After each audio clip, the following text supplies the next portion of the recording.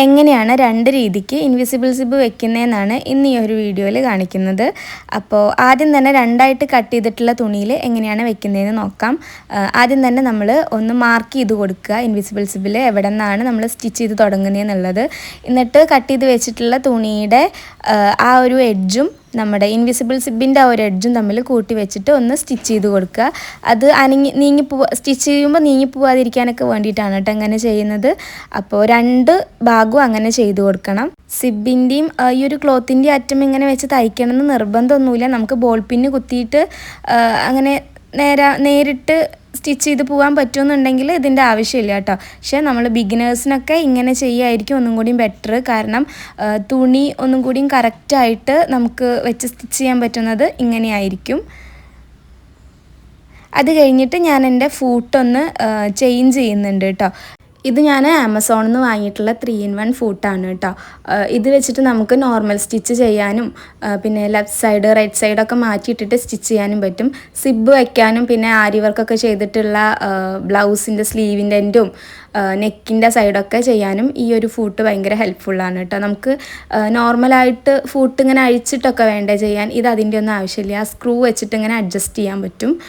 നേരത്തെ നമ്മൾ സിബിൻ്റെ അറ്റും ക്ലോത്തിൻ്റെ അറ്റും കൂടിയിട്ട് സ്റ്റിച്ച് ചെയ്ത് കൊടുത്തത് അത് നീങ്ങി പോവാതിരിക്കാനായിരുന്നു. പിന്നെ നമുക്ക് സിബ് സ്റ്റിച്ച് ചെയ്യാം. അതിനാണ് ഫൂട്ട് മാറ്റിയിട്ടത്. അപ്പോൾ ഫൂട്ട് മാറ്റിയിട്ടിട്ടുള്ള ആ ഒരു അറ്റത്ത് കൂടെ വേണം നമുക്ക് സിബ് സ്റ്റിച്ച് ചെയ്ത് പോകാനായിട്ട്. അങ്ങനെ രണ്ടെണ്ണവും ചെയ്തെടുക്കണം.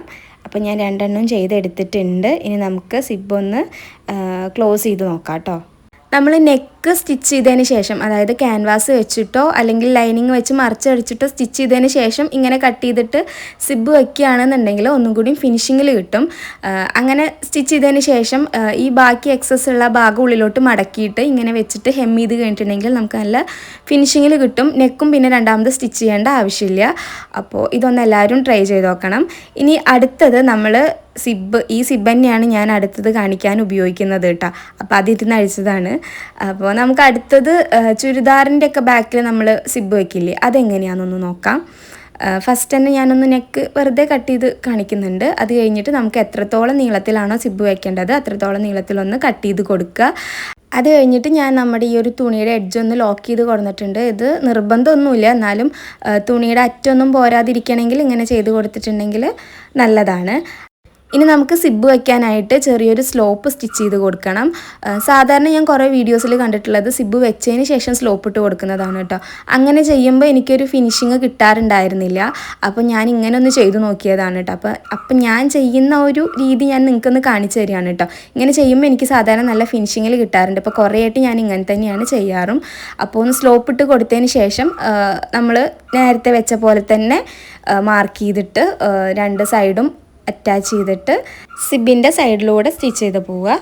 നേരത്തെ അതേപോലെ തന്നെയാണ് കേട്ടോ. ഇത് ഇവിടുത്തെ ആ ഒരു വ്യത്യാസം എന്ന് പറഞ്ഞിട്ടുണ്ടെങ്കിൽ ഒന്ന് ജസ്റ്റ് സ്ലോപ്പ് ഇട്ട് കൊടുത്തു. പിന്നെ മറ്റേതെന്ന് പറഞ്ഞിട്ടുണ്ടെങ്കിൽ രണ്ടായിട്ട് കട്ട് ചെയ്തിട്ടുള്ള തുണിയിലാണ് നമ്മൾ വെക്കുന്നത്.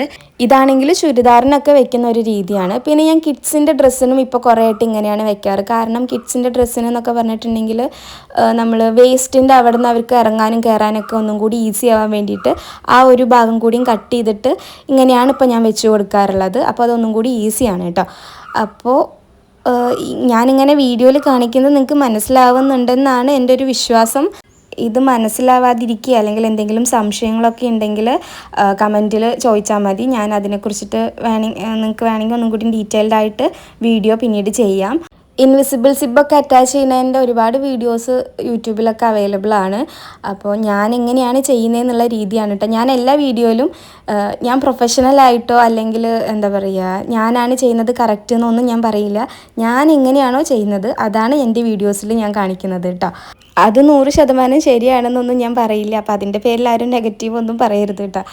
അപ്പോൾ ഈ ഒരു രീതി ഞാൻ എവിടെയും ആരും കാണിച്ച് കണ്ടിട്ടില്ല. അതാണ് ഞാൻ ചെയ്യുന്ന ഒരു മെത്തേഡ് എങ്ങനെയാണെന്നുള്ളത് ഞാനൊന്ന് കാണിച്ചു തന്നത്. അപ്പോൾ നമ്മൾ നേരത്തെ സിബ് സ്റ്റിച്ച് ചെയ്ത പോലെ തന്നെ ഈ സിബും സ്റ്റിച്ച് ചെയ്ത് കൊടുക്കണം.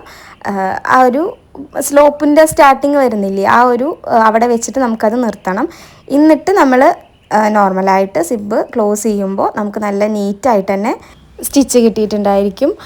അപ്പോൾ ഇതൊന്നും കൂടി നീറ്റാക്കാൻ വേണ്ടിയിട്ട് നമുക്കൊന്ന് അയൺ ചെയ്ത് കൊടുക്കാം. അയൺ ചെയ്യുമ്പോഴാണ് അതിൻ്റെ ഒരു ഫിനിഷിങ് നമുക്ക് കറക്റ്റായിട്ട് കിട്ടുക. പിന്നെ നമുക്ക് ഈ ഒരു എഡ്ജ് എങ്ങനെയാണ് ഫിനിഷിങ്ങിൽ കൊടുക്കാമെന്ന് നോക്കാം. അപ്പോൾ നമ്മൾ ഏതെങ്കിലും ഒരു വേസ്റ്റ് പീസ് എടുത്തിട്ട് ജസ്റ്റ് അതിൻ്റെ ഒരു അറ്റം മടക്കി അടിക്കുക. അതിന് ശേഷം അതൊന്ന് മടക്കി കൊടുത്തിട്ട് നമ്മുടെ സിബിൻ്റെ ആ ഒരു വീതി എത്രയാണോ വരുന്നതെന്ന് നോക്കിയിട്ട് ഒന്ന് മാർക്ക് ചെയ്യുക.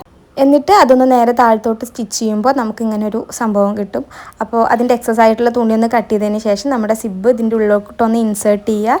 എന്നിട്ട് ഒന്ന് സ്റ്റിച്ച് ചെയ്ത് കൊടുക്കുക. അതിൻ്റെ മുകളിലൂടെ ഒന്ന് സ്റ്റിച്ച് ചെയ്ത് കൊടുക്കുക.